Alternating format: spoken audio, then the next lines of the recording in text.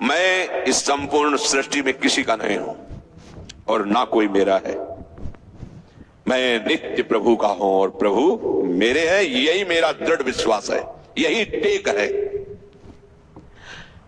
ऐसी टेक जब हो जाती है तब कोई कर्तव्य कर्म नहीं बचता, ध्यान रखना। इसीलिए गोस्वामी जी ने कहा है, बिगड़ी जन्म अनेक की अब ही सुधरे। आज अभी इसी क्षण अगर ये स्वीकार कर लो, पर इस स्वीकृति की परीक्षा होगी कि आपका इस संसार में कोई है।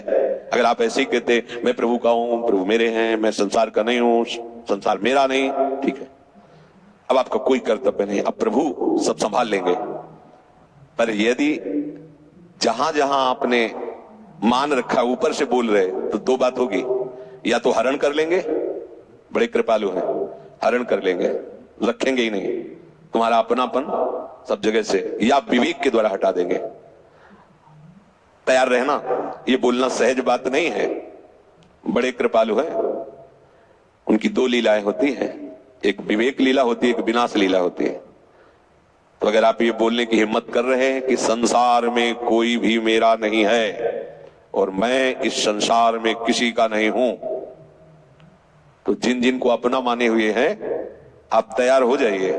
या तो इतना बलशाली विवेक पैदा होगा कि राग नष्ट हो जाएगा, और नहीं तो बाहर से उनकी सामग्री हटा लेंगे कि तुम्हारा तो कुछ है नहीं है। अब फिर रोते घूमो कि मैं तो प्रभु का भरोसा लिया था, देखो ऐसा भगवान को नहीं करना चाहिए। तो पहले समझ लीजिए, इसके बाद कोई कर्तव्य नहीं रहता उपासक का, पूरी की पूरी डोर भगवान संभाल लेते हैं। महान आनंद। पर ये बोलना बहुत होश में, प्रभु के धाम में हो, मेरा कोई नहीं है आपके सिवा, तो जो जो आपने अपना मान रखा वो सब वो घसीट लेंगे, क्योंकि वो कर तुम अकर तुम मन था कर तुम सर्व समर्थ है। दो प्रकार से, या अंदर से विवेक से वैराग्य प्रकट करके, या बाहर से राग ही हटा लेंगे, वो जगह नहीं रखेंगे जिसे आप अपना कह रहे हो। तैयार रहना।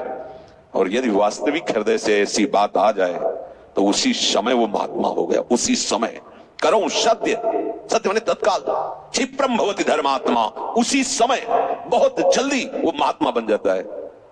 कितना सुंदर सिद्धांत है। अब अपने लिए कोई कार्य नहीं रह गया है। अपने लिए कितना कार्य था कि संसार में कोई हमारा न रह जाए। लोग रोते हैं इस बात पर, हमें संसार में कोई प्यार नहीं करता, कोई अपना नहीं। यही तो सिद्धि है। आओ इधर, हमारे मार्ग में ये लाभ है कि कोई हमें प्यार न करे।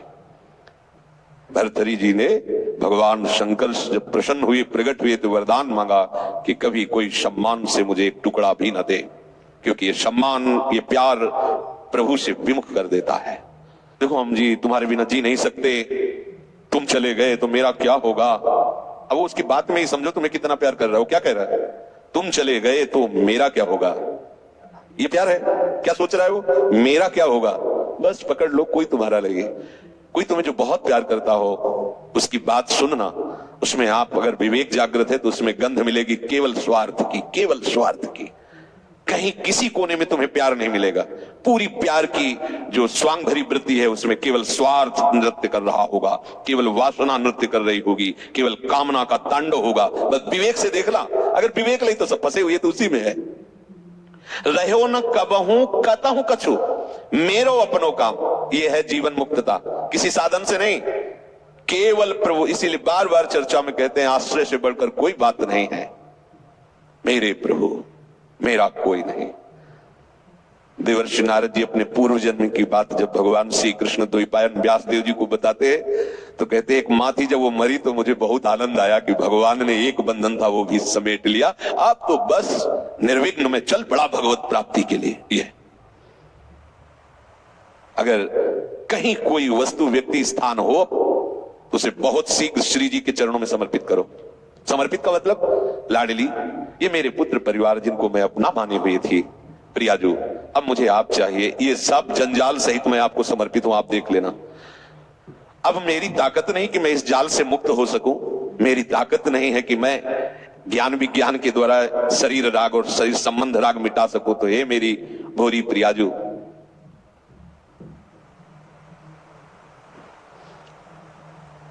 मैं जैसा भी हूं बस आपका, आप समान। वो बहुत मृदु भाव से समेट लेंगे आपका राग, निश्चित। ये जब तक आपका कुछ है तब तक आपका साक्षात्कार नहीं होता। आप समझ लीजिए, कुछ भी एक दिन का भी, पूरे ब्रह्मांड में एक भी यदि कोई शत्रु है तो भगवत प्राप्ति नहीं होगी, और एक भी यदि मित्र है तो भगवत प्राप्ति नहीं होगी। राग रहित प्रीति, स्वार्थ रहित संभाव, अद्वेष्टा सर्वभूतानाम मैत्रः, सबके प्रति मित्र भाव, लेकिन ममता रहित। समझना, यहां मित्र भाव का तात्पर्य सबके प्रति करुणा का भाव, लेकिन अहंकार रहित। मैत्रा करुणे तो निर्ममो निरहंकारा, सब में भगवत भाव, न कोई मित्र है न कोई शत्रु है। तभी आप अहंकार और ममता रहित होकर व्यवहार करें। प्रभु सेवा में ही सने तन मन बुद्धि तमाम। मेरी जितनी इंद्रिया मन बुद्धि है अब केवल प्रभु सेवा हेतु उठती चेष्टा होती। सेवाओं में जो कछु बने वामे नहीं कछु मोर। ये जो उपासना बन रही है इसमें मैं कहीं नहीं हूं। प्रभु मनमानी करन को रहे हलावत डोर। जैसे कठपुतली को नचाने वाला नचाता है वैसे ही वो नाचती। ऐसे ही मेरे आराध्य देव सेवा उपासना साधना जो बन रही वो जैसा चाहते हैं वैसा। कहीं अहंकार की गंध आ रही है क्या? देखिए स्थिति कैसी होती है। जो प्रभु में अपना सर्वस्व समर्पण करके प्रभु को अपना सर्वस्व मान लेते हैं उनकी कैसी स्थिति होती है। फुरना मति बल पुरुषता ये करन करावन हार। सब कछु तिन में तिनहि को तिनहि सो व्यवहार। रह्यो न रंचक मैं पनो भयो एक ही भाव।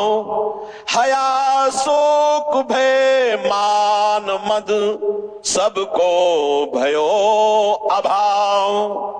कह रहे कि हमारे हृदय में अब जो भी स्फुरणा होती है वो प्रभु के द्वारा प्रेरित होती है, मेरे अहम के द्वारा नहीं होती। अब हमारे हृदय में स्फुरित जो हो रहा है, शास्त्रों में वर्णन है कि हृदय में जो स्फुरित होता है वो या तो कोई सिद्ध पुरुष वैसा ही आचरण करता है या मूर्ख पुरुष आचरण करता है। ध्यान रखना, अपने ना पूरे के पूरे पागल हैं और न सिद्ध हैं, इसलिए बहुत होश में रहने की। या तो एकदम पागल जो है जैसा स्फुरित हुआ हो रहा उसको कोई मतलब नहीं, ऐसे सिद्ध पुरुष है। क्योंकि अब उसके हृदय में जो स्फुरणा होगी वो उसी कोटि की होगी। ऐसा नहीं कि त्रिगुणात्मिका माया के द्वारा स्फुरणा हो रही या कोई दृश्य देख लिया या कुसंग हो गया या वस्तु व्यक्ति के संग के प्रभाव से स्फुरण, नहीं, ये सब खत्म। अब केवल भागवतिक स्फुरणा उसके हृदय में होती है। स्फुरणा जैसी हुई वैसा करना वो केवल सिद्ध पुरुषों के लिए है। उपासक को स्फुरणा हुई उसको जांचो, शास्त्र सम्मत है या शास्त्र विरुद्ध है। विरुद्ध है तो स्फुरणा को संकल्प मत बनने दो, उसको वहीं नष्ट करो विवेक के द्वारा, मत मानो उसे। अगर स्फुरणा के अनुसार करते रहे तो पतित हो जाओगे। स्फुरणा के अनुसार केवल सिद्ध पुरुष, क्योंकि उसके हृदय में अब वही स्फुरणा होगी जो प्रभु प्रेरित करते हैं। मति बल पौरुषता ये सब प्रभु प्रेरित करके दे रहे हैं।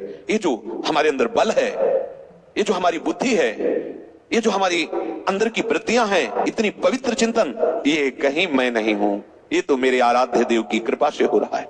सब कुछ तिन में तिन ही को तिन ही सो व्यवहार। ये जो कुछ सब है ये प्रभु के द्वारा दिया हुआ, ये प्रभु के लिए है, ये प्रभु से ही हो रहा है। रहे न रंचक मैं पनो, कहीं मेरा इसमें अभिमान नहीं है, मैं कहीं नहीं। अब तो एक ही भाव रह गया है, प्रभु मेरे हैं।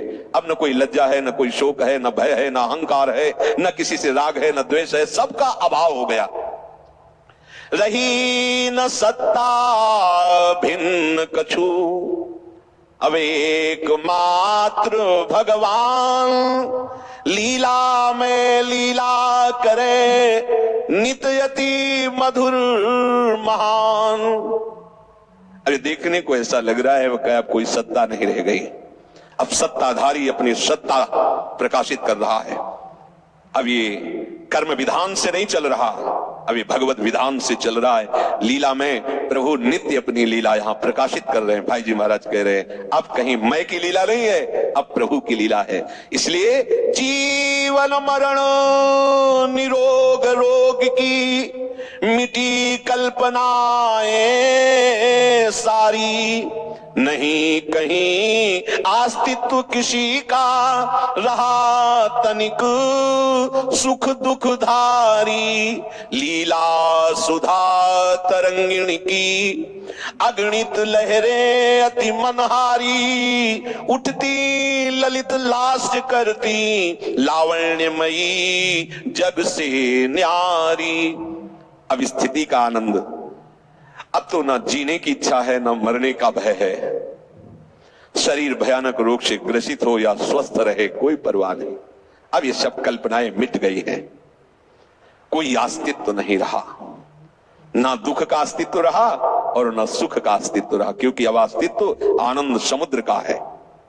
अब तो लीला सुधा तरंगिणी प्रतिपल अगणित लहरें, जैसे समुद्र में लहरों का विलास होता रहता है, ऐसे आनंद समुद्र की लहरें अर्थात दिव्य दिव्य लीलाएं, दिव्य चिंतन, दिव्य झांकियां उसके हृदय में प्रकाशित होती रहती है।